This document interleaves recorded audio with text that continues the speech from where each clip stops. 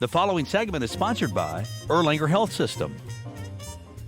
Hey, we've got Dr. Kenneth Coco joining us. He's the Erlanger Kidney Transplant Center Program and Medical Director. And I'm going to just go dive into it when it comes to our kidneys.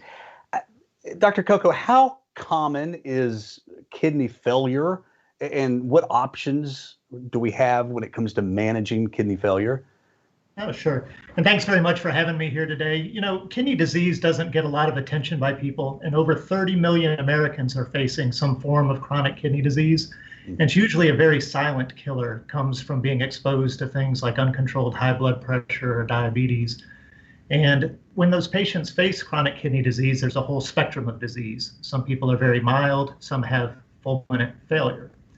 And management can be done in a variety of different ways. When people get to total failure, they're facing things like using machines to clean their blood, like dialysis, or what I do, which is kidney transplantation. And on that note, when it comes to kidney transplantation, I guess that's a good way of managing kidney failure.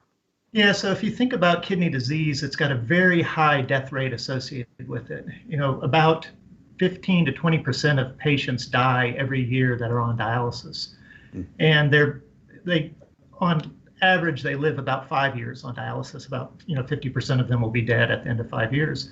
With transplantation, we can increase the survival rate to about 80 to 85% at 5 years. So it's a better option for patients. It gives them a little bit better quality of life. And how long do people with kidney failure wait to get a transplant? It depends on their blood groups. So the most common blood type is O. And unfortunately, that's where most of the people are on the waiting list. So people can wait as long as 7 to 8 years to get a kidney transplant. If you're an A blood type, the waiting time's a little bit shorter. It's about 5 years. The ABs wait about 2 years. But a lot of our patients suffer and spend time on the dialysis machine while they're waiting to find a kidney.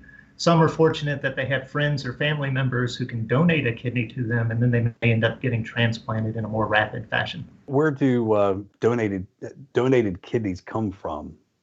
Well, there's a variety of places where we get them. The most common type of donation is called a deceased donor. So these are patients who have either had severe brain damage and are declared brain dead, and their families have made the choice of giving the gift and donating their organs, and then we get the organs that way.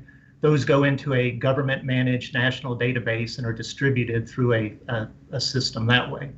The live donors are people who know somebody in particular and they want to give their organ to them. How can the community help these patients get a transplant?